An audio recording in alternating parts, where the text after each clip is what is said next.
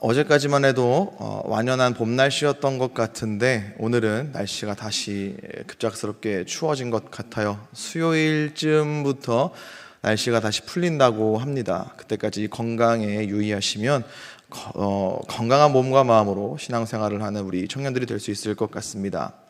날씨가 따뜻해진다라고 하는 것은요, 이 봄이 오고 있다는 걸 의미하죠. 봄이 온다는 것은, 추운 겨울이 끝나고 봄이 온다는 것은 굉장히 반가운 소식임이 확실합니다. 근데 저한테 개인적으로 봄이 온다는 것은요, 마냥 좋은 일, 마냥 기다리던 일은 솔직히 아닙니다. 왜냐하면 이 봄이 되면은요, 겨울잠을 자고 있던 뱀, 개구리 이런 친구들이 이 긴 겨울잠을 깨고 다시 튀어나와서 호수공원에 가득 채워지기 때문입니다. 저는 개인적으로 뱀, 개구리 이런 친구들을 굉장히 싫어합니다.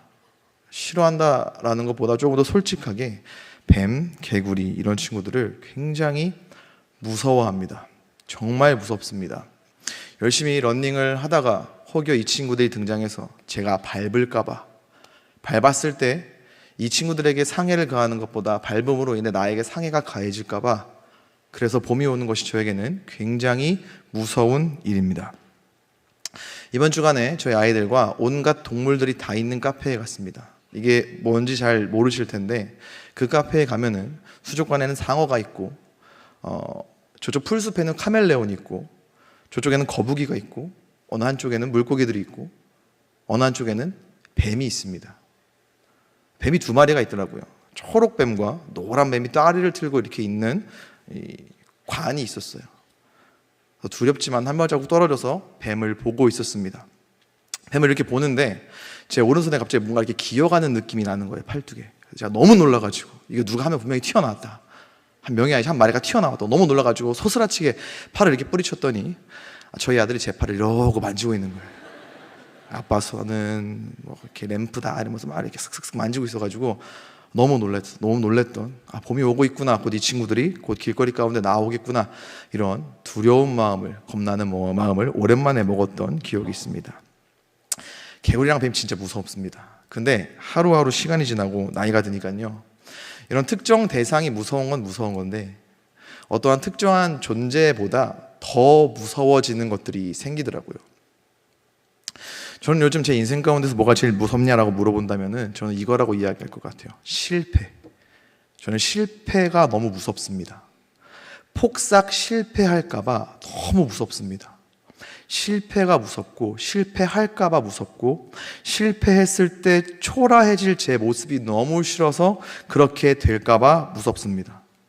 2 아이들에게 좋은 아빠가 되고 싶은데 좋은 아빠가 되는 것이 실패할까봐 무섭고요, 한 여인에게 좋은 남편이 되는 건 이미 실패한 것 같고요, 그리고 여기에 있는 청년들과 함께 신앙생활을 하면서 좋은 목사, 그리고 이 사역을 함에 있어서 어떠한 결정과 과정을 함에 있어서 제 선택과 그 모든 과정들이 실패하고 그 실패로 인한 피해를 여러분들이 입게 될까봐 너무나도 무섭습니다. 겁이 나요. 사실 이 실패라는 것이 우리 인생 가운데 결국 달가운 일은 아닙니다. 물론 실패를 통해서 배운다고는 하지만 이왕이면은 그러한 실패가 우리 인생 가운데 없었으면 하는 게 솔직한 심정이죠. 꼭 실패를 통해서만 배워야 하나, 다른 것들로는 배울 수 없나라는 마음도 솔직히 듭니다. 실패라는 단어 앞에 제 자신이 얼마나 연약해질 수 있는지, 작고 초라해지고 얼마나 겁쟁이가 될 수 있는지를 저는 실패라는 단어를 통해서 매번 마주하게 됩니다.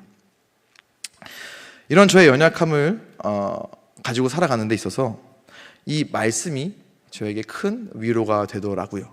성경에는요, 저처럼 실패를 두려워했던 사람들, 그리고 인생 가운데에서 큰 실패를 경험한 사람들의 이야기가 솔직하게 기록되어 있기 때문입니다.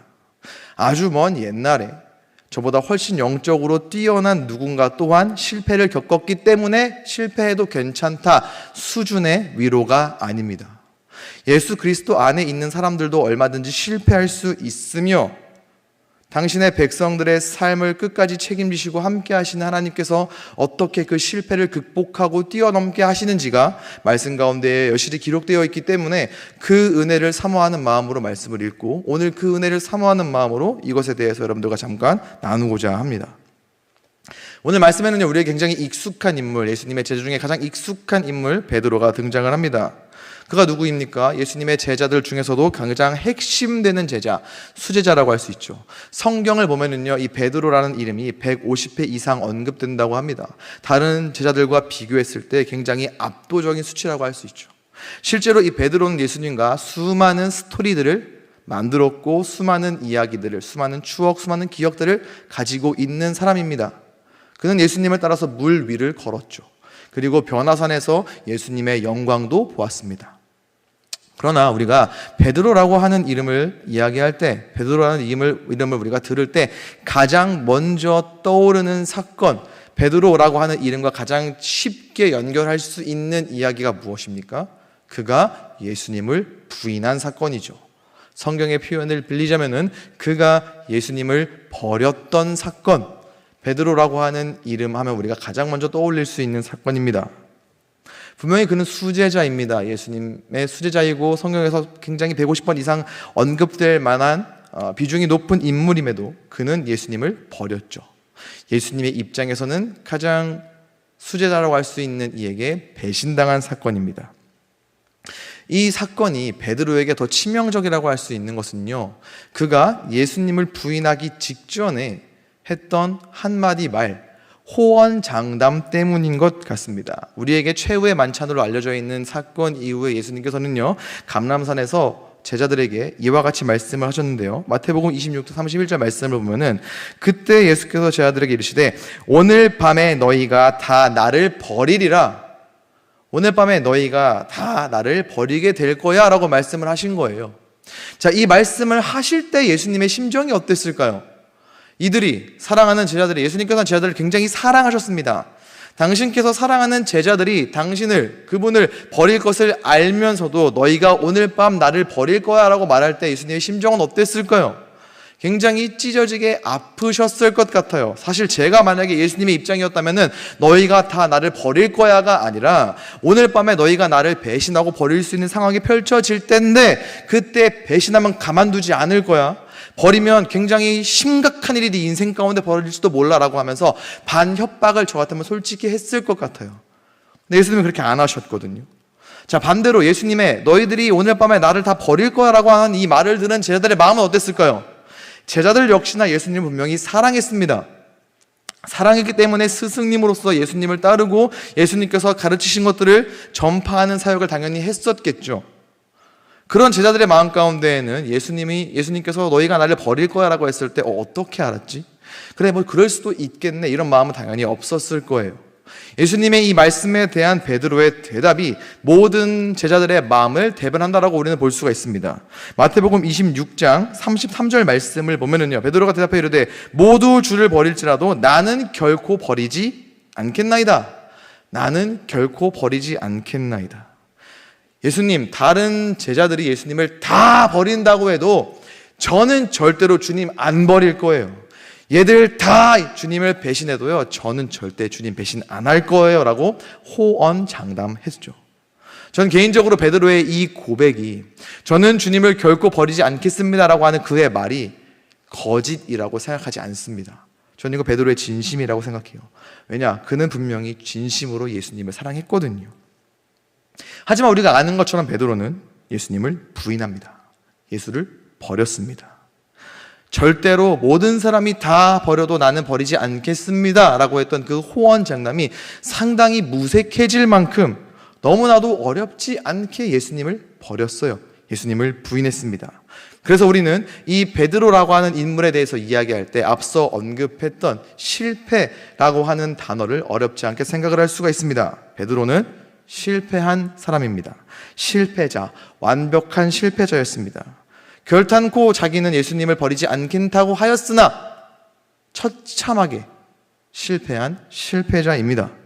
한 번도 아니고 3번이나 예수님을 모른다고 했어요. 어쩌면 이 3번은 베드로에게 기회였을 수도 있습니다. 3번 예수님을 사랑한다 고백할 수 있었던, 내가 그를 안다고 했었던, 내가 그의 제자가 맞다고 당당하게 이야기할 수 있었던 3번의 기회였을 수도 있어요. 그렇다면 베드로는 이 3번의 기회를 날려버린 거죠.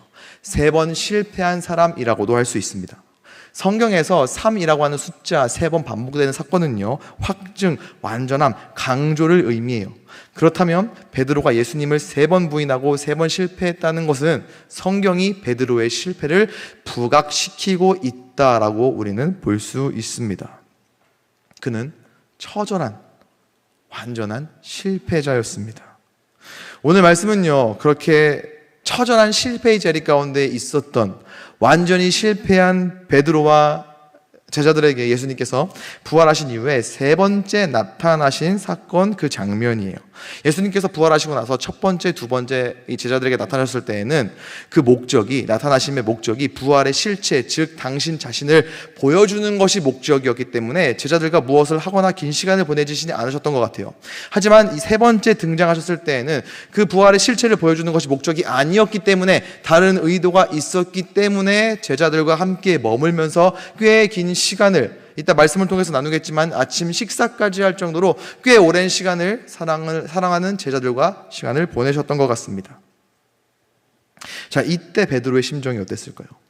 자신이 너무나도 쉽게 버렸던 그 예수님께서 부활하셨다는 소식을 듣고 그 부활하신 주님을 눈으로 목격한 다음에 지금 여기 3번째 나타나셔서 그에게 찾아올 때까지의 베드로의 심정이요.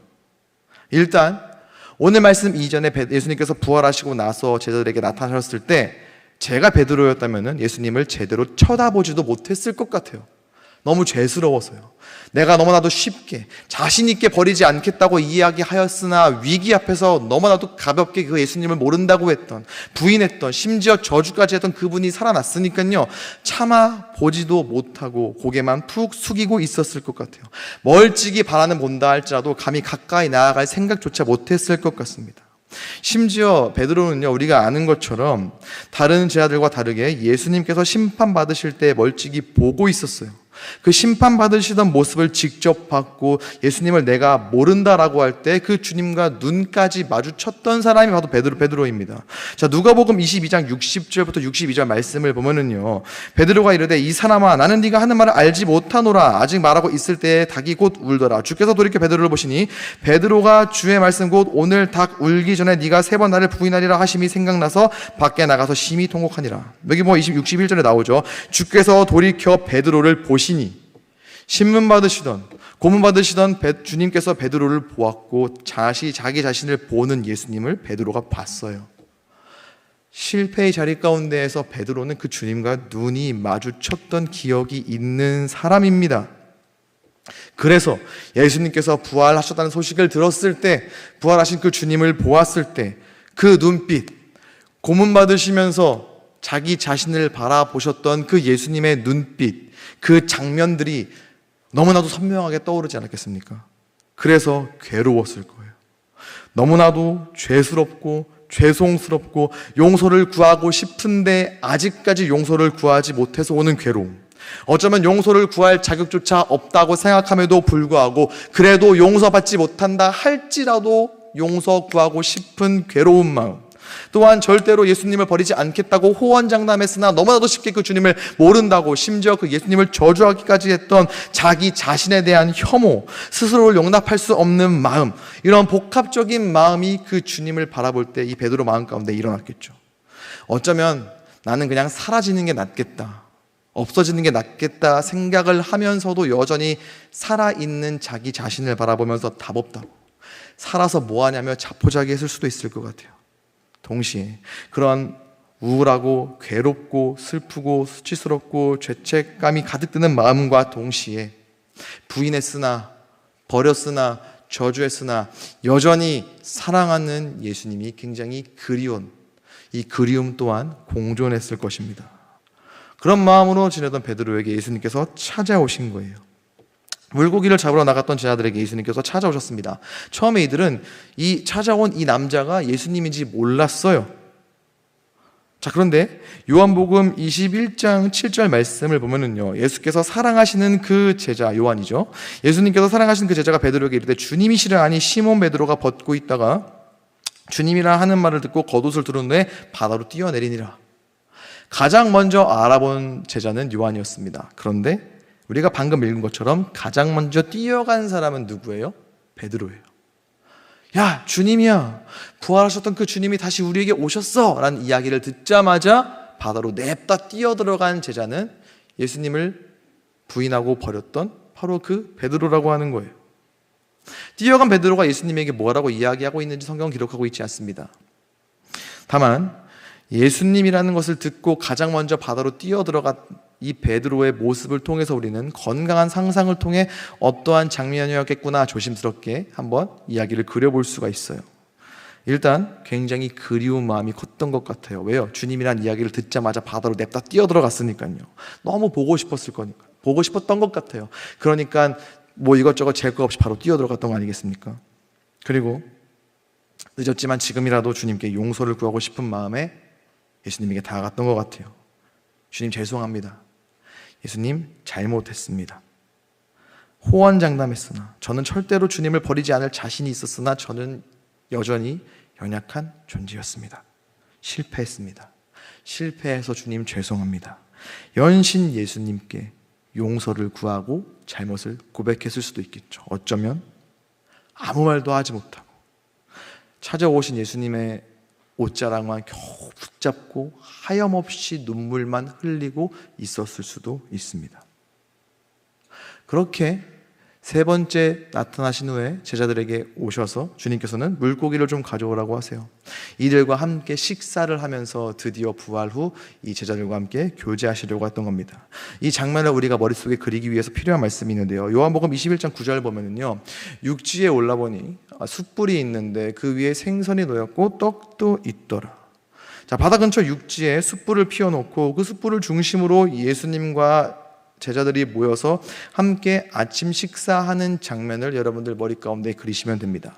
물론 그동안의 서사를 여러분들에게 말씀을 드렸고 여러분들 또한 말씀을 통해서 알기 때문에 이 숯불을 중심으로 모여있는 예수님과 제자들의 분위기가 우리가 캠핑장에 가서 불멍하면서 마시멜로를 굽고 고기를 굽는 그러한 캠핑장의 분위기와는 전혀 다른, 같을 수가 없는 분위기라는 것쯤은 여러분들도 충분히 예상하실 수 있을 거예요. 지금 이 숯불 앞에서 함께 식사를 하고 있는 이분 누굽니까? 죽은 예수님이에요. 죽으셨던 주님, 그러나 부활하신 그분과 함께 물고기를 먹고 있습니다. 그런 분과 하는 식사에서 나누는 이야기가 일반적일 수 있을까요? 일상적인 대화가 가능했을까요? 자, 요한복음 21장 12절 말씀을 보면 예수께서 이르시되 와서 조반을 먹으라 하시니 제자들이 주님이신 줄을 아는 고로 당신이 누구냐 감히 묻는 자가 없더라. 제자들이 진짜 주님 맞아요? 베드로가 부인했던 그 예수님 맞으세요? 그 십자가에 못 박히셨던 그 주님 맞으세요? 라고 차마 물어보지 못했대요. 여러 이유들이 있었겠지만 굉장히 당황스럽고 혼란스러운 상황이었기 때문에 물어보지 못했던 건 기본이겠죠. 동시에 부활하신 예수님께 압도돼서 차마 진짜 주님이 맞냐고, 어떻게 오셨냐고 물어보지 못했을 수도 있습니다. 그 어느 누구도 말하지 못한 채 음식만 겨우겨우 입으로 넣고 있는 침묵이 가득한 숯불 앞에 예수님과 제자들의 모습을 상상하시면 돼요. 자, 그런데 지금 이 장면, 숯불 앞에서 예수님께서 식사를 하고 계시는 이 장면, 숯불 앞에서 고기를 뜯으시는 예수님을 바라보는 이 베드로의 시선에서 볼 때요, 이 장면은 다른 제자들과 다르게 좀 더 특별할 것 같습니다. 그러니까 다른 제자들은 그냥 주님께서 숯불 앞에서 고기 드시네 라고 생각을 한다고 한다면 베드로는 그 정도 수준이 아닐 수 있다라는 거예요. 숯불, 그 불 너머로, 혹은 그 불 내 옆에서 그 불로 인하여서 얼굴에 약간 울긋불긋한 그런 빛이 감도는 그 주님의 모습을 볼 때 그 장면이 베드로에게는 결코 일반적이지 않다는 거죠. 부활한 예수님과의 식사이기 때문에 일반적이지 않다는 것이 아닙니다. 요한복음 18장 17절 18절 말씀을 보면은요, 문 지키는 여종이 베드로에게 말하되 너도 이 사람의 제자 중 하나가 아니냐 하니 그가 말하되 나는 아니라 하고 그때가 추운 고로 종과 아랫사람들이 불을 피우고 서서 쬐니 베드로도 함께 서서 쬐더라. 이 말씀이 뭡니까? 베드로의 실패 장면, 베드로가 예수님을 모른다고 부인하고 버렸던 바로 그 장면입니다. 여기에 뭐가 있어요? 불이 있었어요. 예수님께서 신문받고 고문당하시는 동안 베드로는 뭐하고 있었습니까? 예수님을 모른다고 하면서 날이 추우니까 불을 쬐고 있었던 거예요. 그 불 너머로 고문당하시고 신문당하시던 예수님을 보고 있던 사람이 베드로였습니다. 그런데 이제는 그 예수님께서 부활하셔서 이 숯불을 중심으로 자기 자신과 함께 식사를 하고 계시는 거예요. 그 숯불 앞에 예수님, 그 예수님을 바라보는, 어쩌면 차마 너무나도 죄송스러워서 바라보지 못했을 수도 있는 이때 당시 베드로의 심정이 어땠을까요? 불 너머로 고문받고 고통받던 그 주님이었는데 이제는 그 불과 같은 불 옆에서 식사를 하고 계시는 예수님을 바라볼 때의 베드로의 마음이 어땠겠냐고요. 그때 당시에 베드로가 실패했었던, 처참하게 실패했었던 그때 그날의 모든 장면이 주마등처럼 스쳐 지나가지 않았을까요? 불, 그리고 예수님, 이 두 가지 소재로 말미암아 베드로 마음 가운데에서는 결코 잊을 수 없었던, 잊혀질 수 없었던 그 극심한 죄책감이 이 안에서 막 용솟음치지 않았겠습니까? 죄책감이 가득했을 거예요. 내가 이분을 버렸구나. 내가 이분을 모른다고 했구나. 심지어 내가 사랑한다고 했던 이분을 저주까지 했고, 결코 버리고 외면하지 않겠다고 했으나 너무나도 쉽게 이분을 버리고 배신했구나. 수치심도 계속 밀려왔을 겁니다. 그렇게 식사가 절대 될 수가 없는 식사 자리에서 이 모든 것들이 마친 다음에 예수님께서 베드로에게 말씀하세요. 너무나도 유명한 장면입니다. 요한복음 21장 15절 말씀인데요. 다 같이 한번 읽어보도록 하겠습니다. 자, 시작.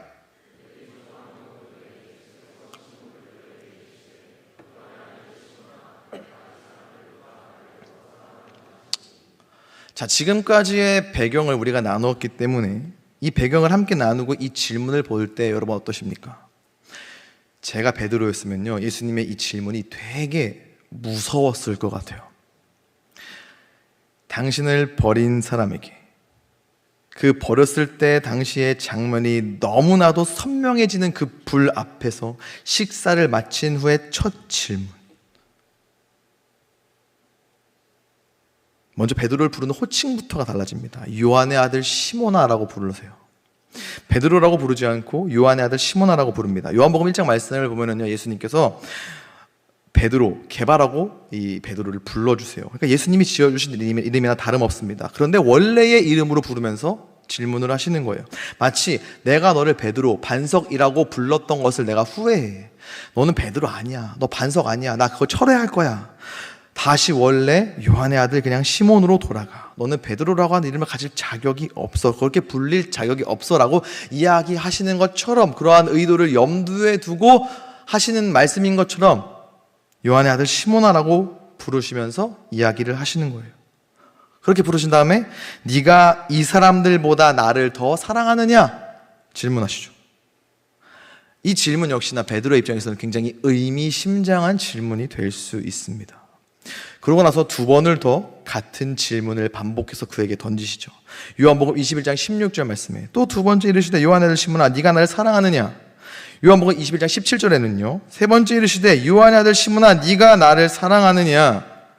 마치 이 베드로를 향해서, 이 베드로가 예수님을 3번 부인했던 그 사실을 똑같이 되갚아 주려는 것처럼 3번 같은 질문을 던지시는 거예요. 야, 너 나 사랑하냐? 너 사랑한다며, 나 사랑한다며. 너 나 사랑하는데 어떻게 그때 그럴 수 있었어? 너 나 안 버린다며. 다른 사람 다 버려도 너는 나 안 버린다고 했잖아. 근데 너 나 모른 척 하더라. 모른 척해서 끝나는 것이 아니야. 너 그때 나 저주했더라. 사람이 사람을 사랑하는 게 사랑이 이게 맞니? 라는 의미를 가득 담아서 너 나 사랑하는 거 맞냐? 라는 식으로 질문하는 것처럼 보일 수 있어요. 왜 예수님께서는요, 그때 그 당시 베드로가 철저히 실패했었던 그날의 그 장면을 완벽하게 떠올릴 수 있는 그 상황에서 그를 요한의 아들 시몬아라고 원래의 이름으로 부르시면서 네가 나를 사랑하느냐? 라는 질문을 왜 던지셨을까요? 자, 일단 예수님께서 이 사람들보다 나를 더 사랑하느냐? 이 질문을 먼저 보겠습니다. 이 부분이요, 이 사람들보다 나를 더 사랑하느냐라는 이 부분을 ESV 영어 성경으로 보면은요, Do you love me more than these라고 해요. THESE. THESE 맞죠? 네. 지시대명사죠. 근데 이 부분을 헬라어 단어로는 후토스라고 이렇게 단어를 쓰는데 이것들이라는 의미를 갖고 있어요. 그다음에 예수님의 이 질문은 두 가지로 생각을 해볼 수가 있습니다. 이 사람들보다 나를 더 사랑하느냐, 혹은 이것들보다 나를 더 사랑하느냐, 두 가지로 볼 수가 있어요. 어떤 게 옳다 그르다 저는 이야기할 수는 없으나 두 가지 다 의미가 있는 질문이 될 수 있다라는 점에서 간략하게 설명을 해드리겠습니다. 자, 이 사람들보다 나를 더 사랑하느냐라고 했다면 어떤 의미가 될까요? 우리가 아는 것처럼 주님께서 체포당하셨을 때에 베드로는 주님을 저주하기까지 했죠. 결과적으로 수제자였으나 제자들 중에서 베드로는 가장 큰 배신자가 된 거예요. 절대로 버리지 않겠다고 하였으나 가장 큰 배신자, 가장 예수님께서 힘들고 괴로운 순간에 누구보다 예수님을 처절하게 버렸던 사람이 되어버린 거죠. 그래서 주님께서 역으로 이제는 베드로야, 네가 다른 사람보다 누구보다 더 앞장서서 나를 사랑하는 사람이 돼야 되지 않겠니? 다른 그 누구보다 나를 더 사랑하는 사람이어야 하지 않겠니? 라는 의미로 이 질문을 하셨을 수도 있습니다. 혹은 이것들보다 나를 더 사랑하느냐라고 된다면은요, 이것들이 무엇인지 우리가 봐야 됩니다.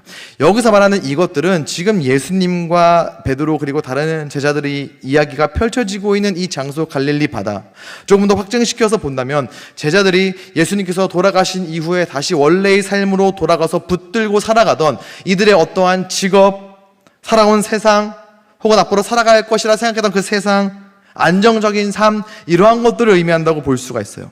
그래서 사람이 아닌 이것들보다 나를 더 사랑하냐는 예수님의 질문에는요, 얘야, 너가 이것들보다 나를 더 사랑하느냐? 지금 당장 손에 쥐고 있어서 영원할 것 같지만 결코 영원하지 않은 유한한 이것들보다 영원한 나를 더 사랑할 수 있겠니? 영원한 나를 더 사랑해야 되지 않겠니? 라는 의미로 예수님께서 베드로에게 질문하셨을 수도 있다라고 하는 거예요. 그렇게 질문하시면서 요한의 아들 시몬아라고 부르셨죠. 베드로라고 이름을 불리기 전 원래의 이름으로. 왜 원래의 이름으로 3번이나 부르셨을까요? 원래의 이름으로 부르시면서 예수님께서는 베드로의 본래의 모습, 죄된 본성을 콕 집어주신 거예요. 조금 더 일반화시켜 볼게요. 너의 힘과 의지와 능력으로는 결코 네가 의로워질 수 없는 존재야 라는 것을 알려주시면서 질문을 던지시는 거예요. 그리고 명령하십니다. 요한의 아들 시몬아, 나를 사랑하느냐? 라고 하시면서 명령을 주세요. 요한복음 21장 15절부터 17절, 오늘 우리가 함께 보고 있는 말씀을 보면은요, 내 어린 양을 먹이라, 내 양을 치라, 내 양을 먹이라 라고 명령하세요. 예수님을 버리는 것으로 완벽한 실패의 자리에 있는 베드로에게 명령하시는 거죠. 내 양을 먹여라, 내 양을 쳐라. 아직 예수님에 대해서, 아직 하나님의 나라에 대해서 듣지 못한 그분의 영혼들에게 가서 복음을 전해라, 어떠한 사명을 주시는 것처럼 보입니다. 근데 이게 좀 그래요. 이 장면이 저는 좀 불편합니다. 겉으로 볼 때는요, 실패자에게 다시 한번 기회를 주는 장면인 것 같아요. 돌이킬 수 없는 실패를 저질러가지고 실패자의 자리에 함몰되어 있는 한 사람에게 다시 귀한 임무를 맡기는 것과도 같은 굉장히 감동적인 스토리처럼 보이는데, 저는 이게 조금 불편했습니다. 뭔가 더 명확하게 하고 싶은 게 있었어요. 자, 이 과정을 간단하게 정리해 보면은요, 예수님의 질문, 너나 사랑하니? 베드로의 대답, 네, 주님이 하십니다. 저는 주님을 사랑합니다. 그 다음에, 그래? 그럼 가서 내 양을 쳐, 내 양을 먹여. 이렇게 정리를 할 수가 있거든요. 그렇다면은 그분의 양을 치고 그분의 양을 먹이는 그 동기가 주님을 향한 베드로의 사랑이 되는 거예요. 너나 사랑하니? 네. 그래? 그럼 가서 내 양을 쳐. 너나 사랑하니? 네. 주님 아시잖아요. 그래? 그럼 가서 내 양을 먹여. 내 양을 쳐. 이거잖아요. 주님을 사랑한다는 조건이 있어야지만 그분의 양을 칠 수 있다는 게 되어버리는 거예요. 이게 문자적으로는 전혀 문제가 없어 보이는데, 지금 이 상황 당시에 베드로의 심정과 베드로의 입장에서 보면은요, 너나 사랑하니? 네, 주님 아시잖아요. 그래, 그럼 가서 내 양을 쳐. 이게 굉장히 매운맛이에요. 베드로의 입장에서 굉장히 잔인할 수 있습니다. 왜요? 앞서 이야기했지만 베드로는 실패자예요. 그 마음 가운데에는 죄책감, 자책함, 수치심이 가득했습니다. 주님을 따라 함께 다니면서 하나님의 나라를 선포하고 복음을 이야기했어요. 그랬다가 예수님께서 돌아가시고 예수님을 부인하고 다시 어부가 되었습니다. 실패로 인해 과거로 돌아갔죠. 그런 베드로의 생각과 마음 가운데에는 다른 그 무엇보다 죄책감, 내가 주님을 버렸구나, 나는 실패했구나, 나는 여전히 안 될 놈이구나라는 자책감, 그리고 그 누구보다 주님을 사랑한다, 자부해서 너무나 쉽게 버려버리던 자기 자신에 대한 수치심, 이게 가득했어요. 여러분, 이 죄책감과 수치심은요, 결국 쉽게 덜어지거나 없어지는 게 아닙니다.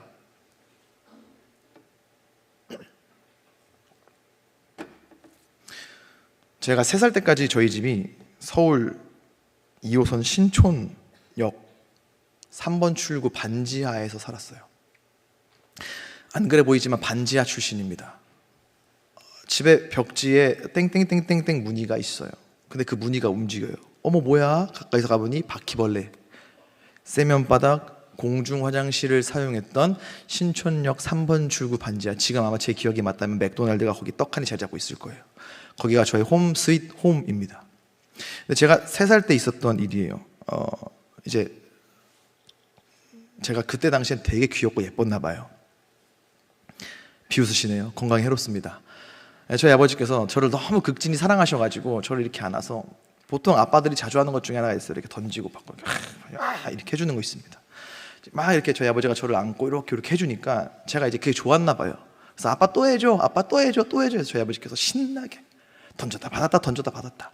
그럼 뭐 던짐이 막 저만큼 던졌다가 이렇게 받는 건 아니었던 것 같아요. 그럴 만한 신장의 아버지도 아니시고 그럴 만한 힘도 아니셨을 것 같아요. 이렇게 던지고 받다가 딱 던졌는데, 평소에 애처가를 스스로 주장하시는 아버지이셨는데 딱 저를 던지는 타이밍에 옆에 있던 어머니가 그분의 남편을, 저희 아버지를 부르신 거예요. 여보 하고. 그러니까 어떻게 돼요? 던지고 나서 여보 하니까 라고 하게 된 거죠. 그럼 공중에 있던 상훈이는 어떻게 될까요? 머리부터 시작해가지고 세면 바닥으로 자유수직 낙하를 하게 됩니다. 빡! 머리부터 빡! 천만 다행인 것은 이 높이가 저희 아버지의 신체적인 결함으로 인해 160이 안 되시거든요. 큰 높이는 아니었으나 3살 애기, 인간은 여러분 어디가 제일 무거울까요? 이 머리가 제일 무겁습니다. 그러니까 탁 던졌다가 여보 하니까 머리부터 휙 떨어진 거예요. 짜자작! 뭐 어디 돌 깨지는 소리가 났대요. 난리가 난 거죠.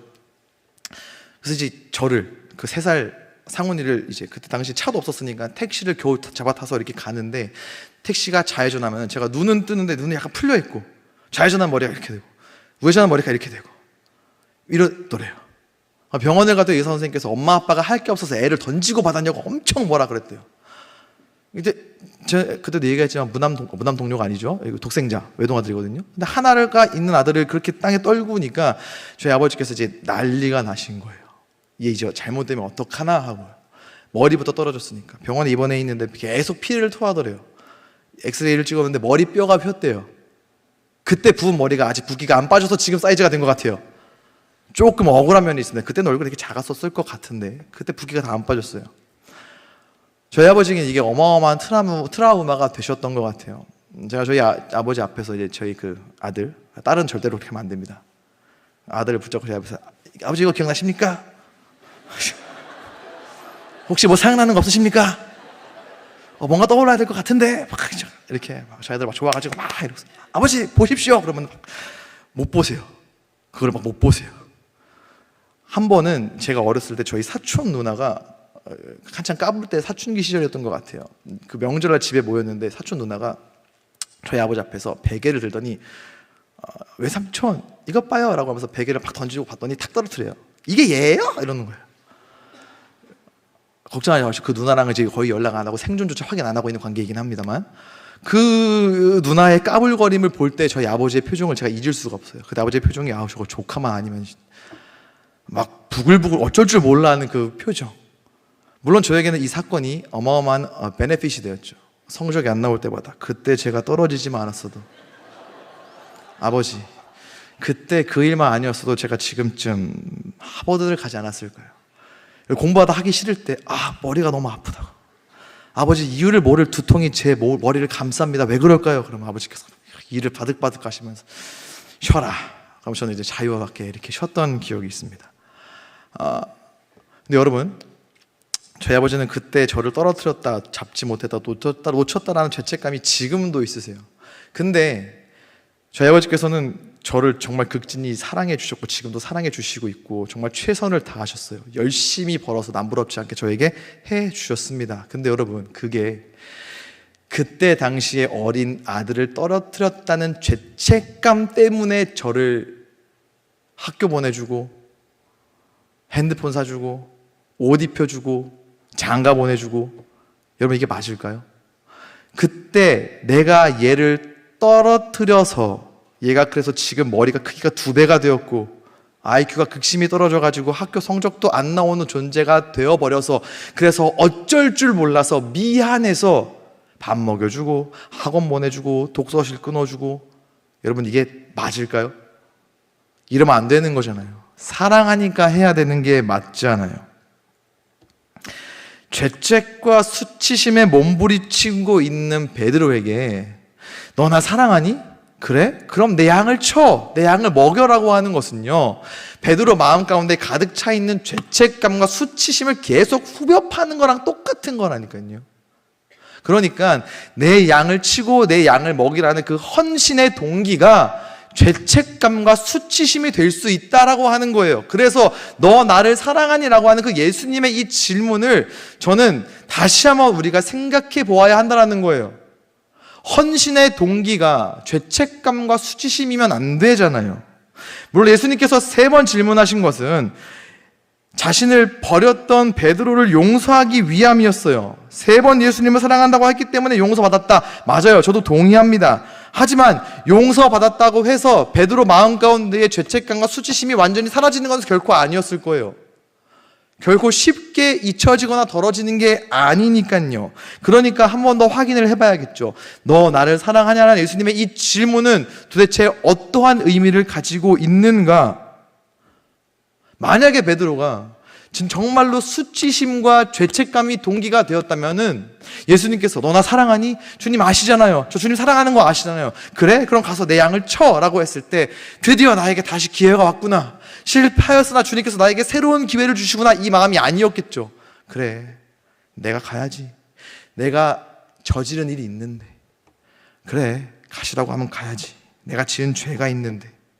죄책감과 수치심으로 인해서 양을 치러 갔을 수도 있다라고 하는 거예요. 근데 우리 주님은 그런 분 아니잖아요. 우리 주님은 사랑을 요구하는 분이 아닙니다. 수치심과 죄책감을 자극해서 당신의 어떠한 일을 맡기시는 그런 잔인한 분이 아니에요. 우리가 말씀을 통해서 만났던 예수님은 그런 분이 아니잖아요. 사랑을 요구하시는 분, 우리의 죄책감과 우리의 수치심을 살살 긁어서 우리로 하여금 뭘 하게 하시는 분이 아니라는 것을 우리가 알고 있기 때문에, 그러니까 너 나를 사랑하니라는 이 질문을 우리가 다시 한번 봐야겠죠. 그 진짜 의미가 무엇일까? 너 나를 사랑하니? 베드로야, 너가 나를 사랑하니? 저는 이 질문이 너 나를 사랑하니가 아니라 뒤집어서요, 베드로야, 너 나 사랑하니 이게 아니라 베드로야, 나는 너를 사랑해. 너가 날 부인했어도, 너가 나를 배신했어도, 심지어 네가 날 저주했어도 나는 너를 사랑해. 이러한 의미가 담겨져 있는 예수님의 질문이었다는 거예요. 그래야 우리가 알고 있는 예수님이 해석될 수 있잖아요. 그래야 내 양을 먹이라고 했던 예수님의 이 명령이 죄책과 수치심으로 인해서 베드로를 움직이게 하는 것이 아니라 예수님의 그 사랑에 대한 반응으로 베드로가 그 주님의 양을 치러 나아가는 것, 이게 맞는 거잖아요.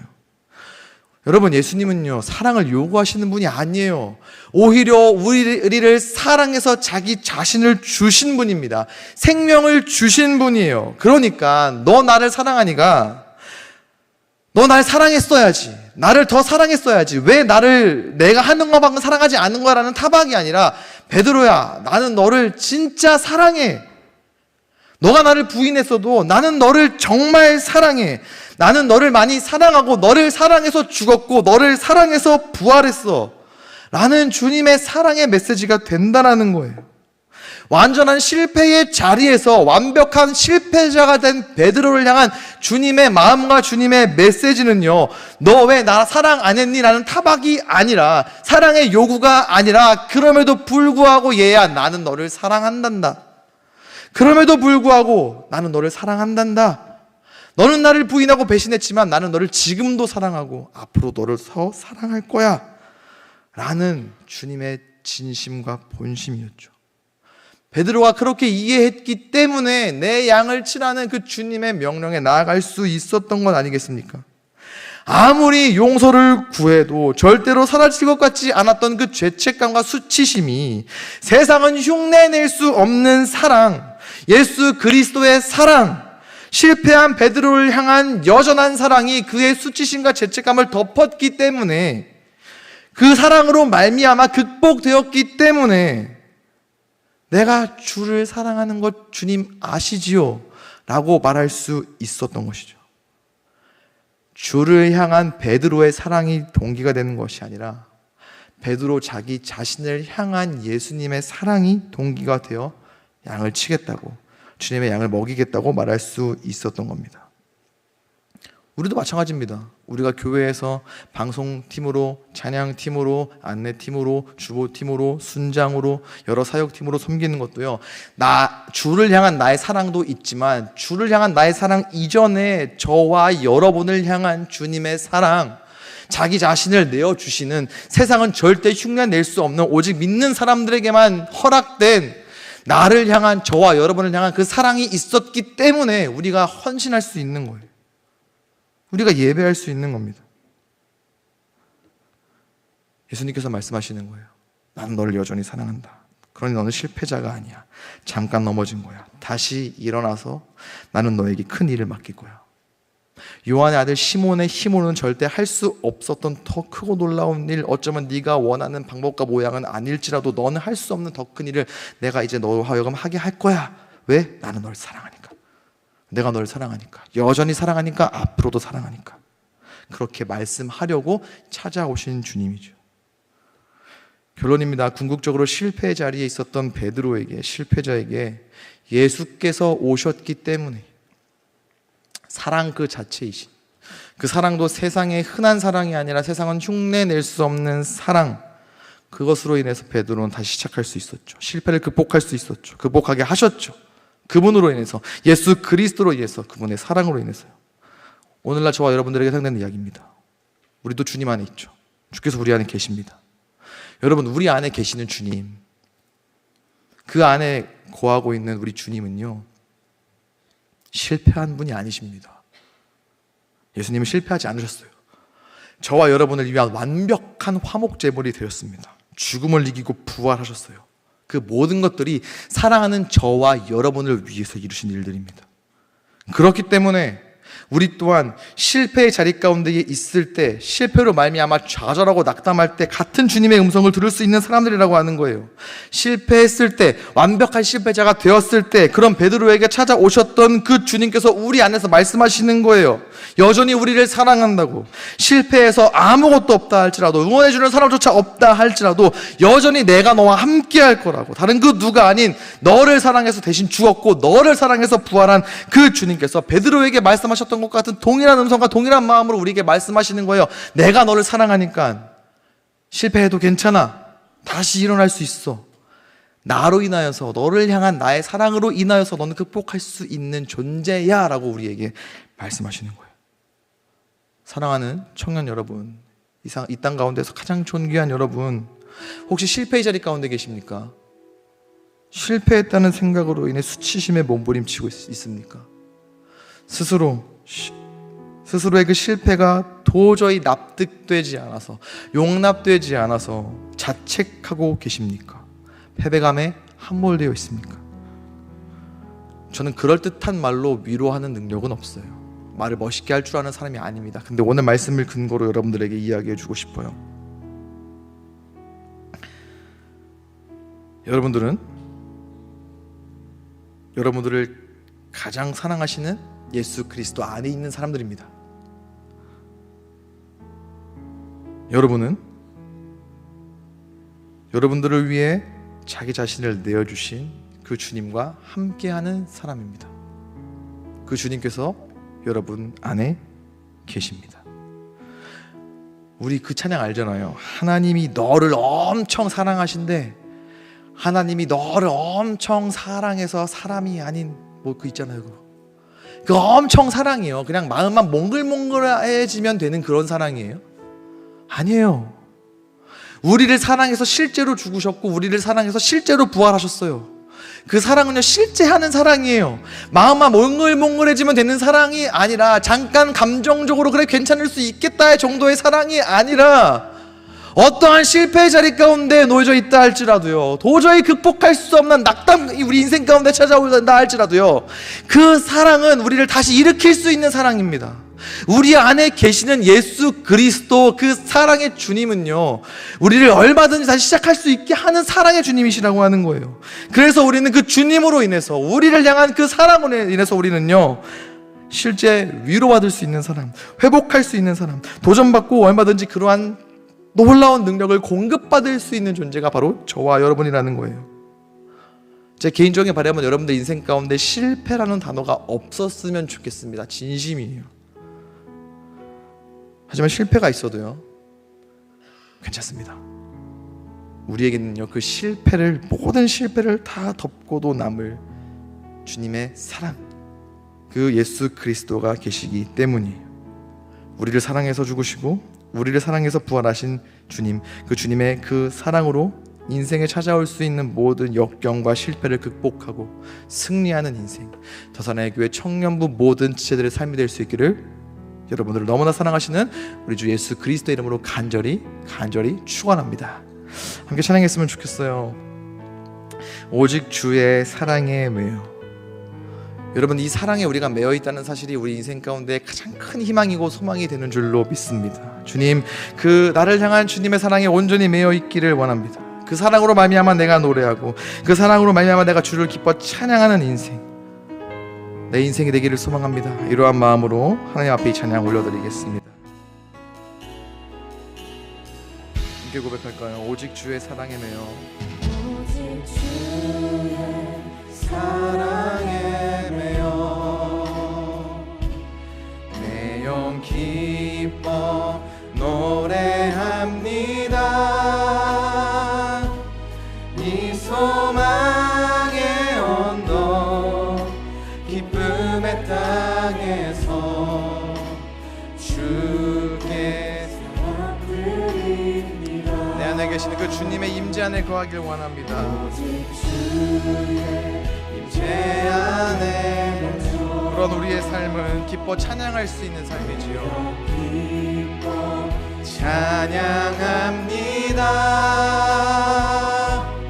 이 소명의 언덕 거룩한 땅에서 주께 경배드리. 그 놀라운 사랑을 받은 우리는 은혜 받은 자들이지요.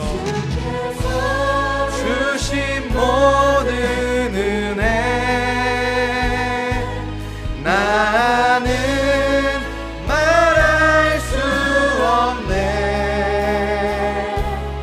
내 영혼 즐거이 주 따르렵니다. 다시 한번 고백해 볼까요? 오직 주의 그 사랑에 매여 있기를 원합니다. 주의 사랑에 그 메인 인생은 기뻐 노래할 수 있는 인생입니다. 기뻐 노래합니다. 이 소망의 언덕 기쁨의 땅에서 주께 사랑 드립니다. 주의 임재 안에 갇혀 내 영 기뻐 찬양합니다. 이 소명의 언덕 거룩한 땅에서 주께 경배드리. 주께서 주신 모든 은혜 주께서 주신 모든 은혜 나는 말할 수 없네. 내 영혼 즐거이 주 따르렵니다. 주께 한 번 더 고백합니다. 주께서 주신 모든 은혜 주께서 주신 모든 은혜 나는 말할 수 없네. 내 영혼 즐거이 주 따르렵니다. 우리 이어서 함께 고백했으면 좋겠습니다. 오직 주님만이 우리의 아픔을 아시는 분이십니다.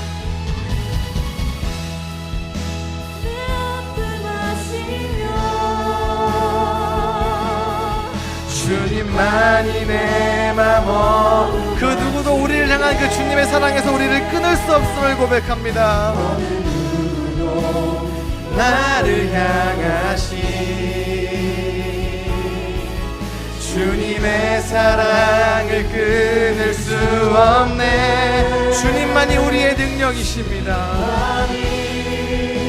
내 능력이시며 주님만이 나의 구원이시네. 어느 누구도 나를 향하신 주님의 사랑을 우리 한 번 더 두 높이 들고 간절한 마음으로 고백하겠습니다. 주님만이